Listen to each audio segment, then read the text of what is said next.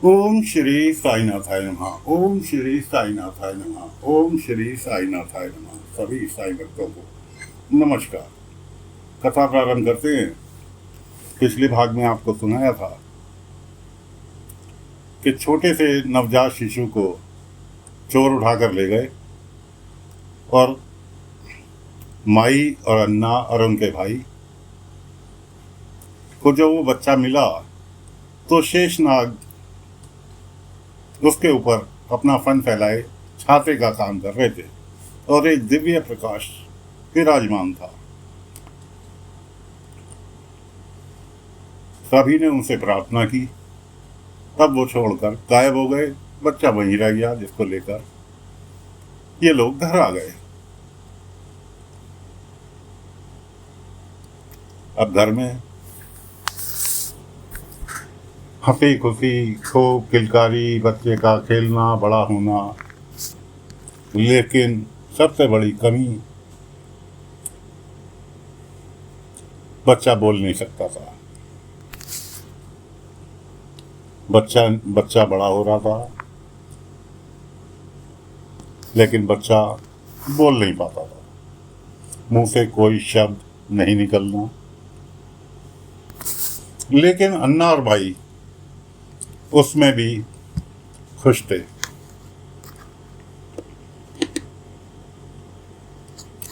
पास पड़ोसी तरह तरह की बातें करते, लेकिन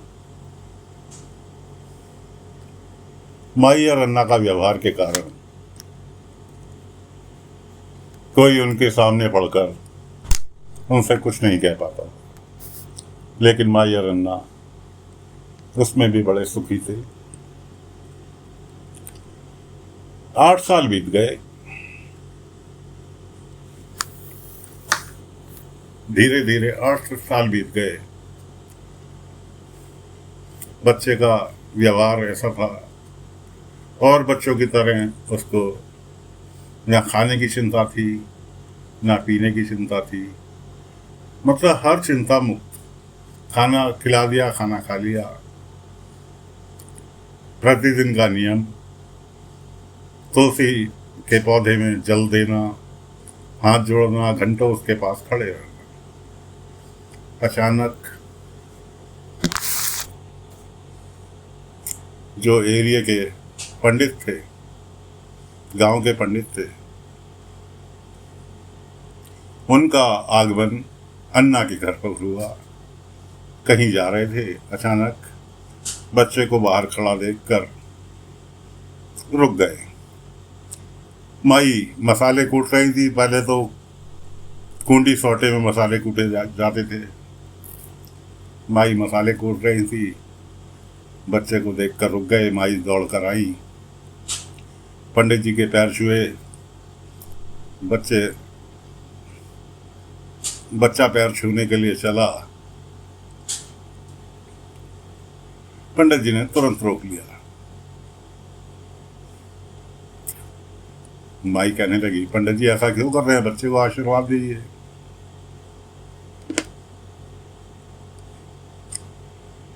पंडित जी कहने लगे, जिस बच्चे को पूरा संसार प्रणाम करेगा, भला मैं उस बच्चे से कैसे पैर अपने स्पर्श कराऊं। मैं तो साक्षात प्रणाम करने की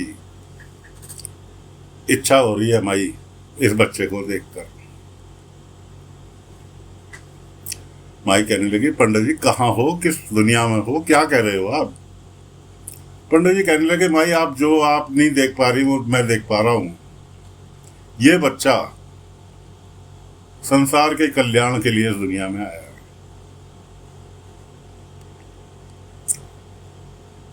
और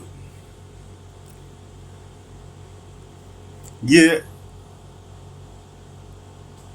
साधारण बच्चा ना होकर ये एक तेजस्वी बच्चा है। भाई कहने लगी, पंडित जी जिस बच्चे ने आज 8 साल का होने जा रहा है, आज तक मुंह से एक शब्द नहीं निकाला, वो बच्चा क्या कल्याण करेगा। पंडित जी कहने लगे, माई एक काम करो, इसके उपनयन संस्कार की तैयारी करो, 2 दिन बाद इसका उपनयन संस्कार मैं खुद कराऊंगा, और उम्मीद करो कि जब ये बच्चा बोलेगा तो ऐसा बोलेगा कि इसकी बोली हुई बात सुनने के लिए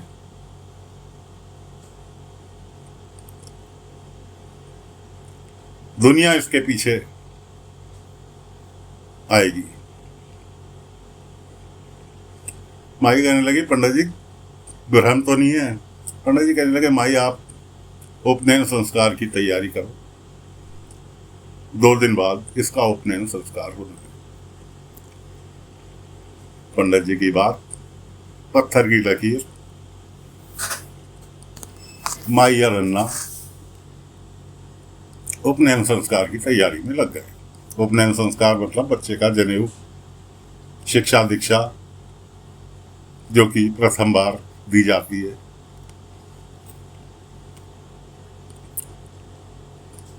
तो दोस्तों, बाबा की उम्र 8 वर्ष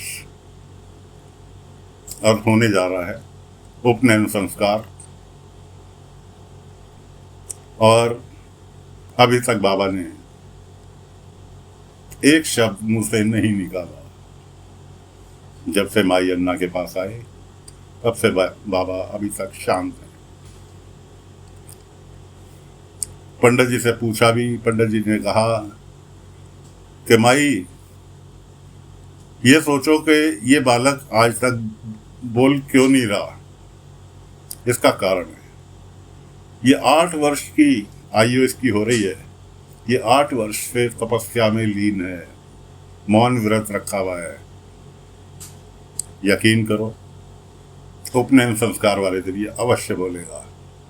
8 वर्ष पूरे होने जा रहे हैं 2 दिन बाद, उस दिन इसका उपनयन संस्कार करेगी और ये अवश्य बोलेगा। और बोलेगा तो ऐसा बोलेगा कि दुनिया इसकी वाणी को सुनने के लिए आतुर रहेगी।